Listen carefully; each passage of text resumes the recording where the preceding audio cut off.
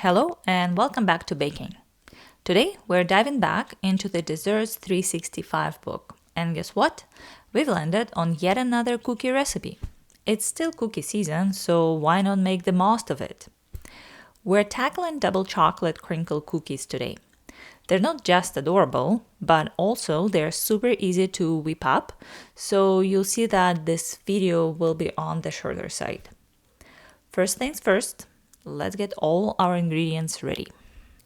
We'll need 125 grams of unsweetened chocolate, ideally with around 70% of cocoa content, 60 grams of unsalted butter, 240 grams of all-purpose flour, 45 grams of unsweetened Dutch processed cocoa powder, that's the dark one, a quarter of teaspoon of kosher salt, 2 teaspoons of baking powder, 4 large eggs, 400 grams of sugar, yes, it's pretty sweet, 1 teaspoon of pure vanilla extract, 60 grams of icing sugar, and 280 grams of semisweet chocolate chips, or just chocolate with about 55 to 60% of cocoa content, just like I have here. To start, whip up the eggs, sugar, and vanilla on medium to high speed. The mix will be pale and thick. It should take about 5 minutes, maybe a little bit more. Meanwhile, melt the chocolate and butter together in the microwave. Yes, you might notice that my butter is still sitting on the table. I totally forgot to melt it with the chocolate, but that's okay. You'll see that I will sort it out later when I remember about it. Now gently beat in the melted chocolate and butter mixture on low speed until it's well blended. You'll see here I've added the chocolate, but my butter is still out. As I poured the chocolate in, I actually remember thinking how thick it seemed and it might be tough to mix it properly.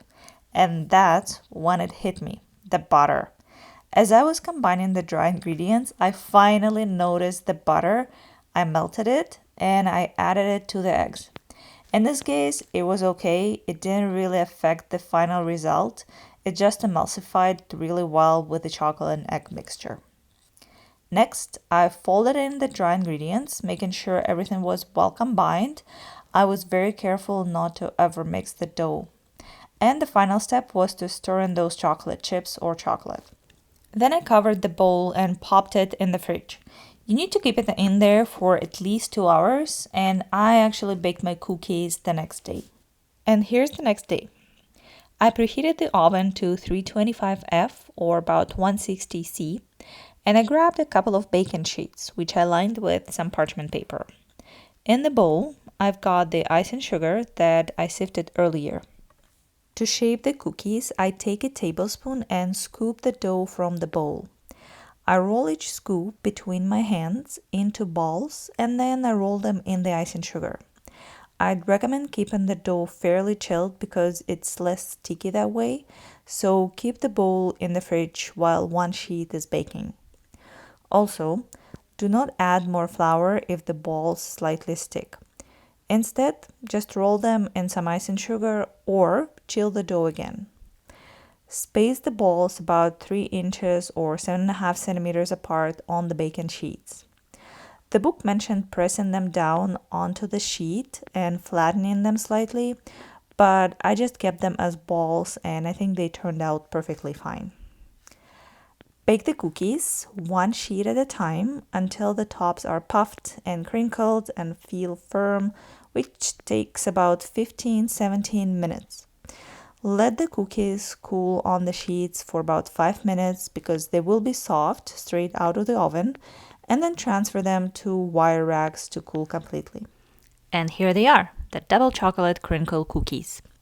I'm pretty happy with the final result. The recipe was really easy to follow, it was very straightforward, and the cookies, they turned out pretty good.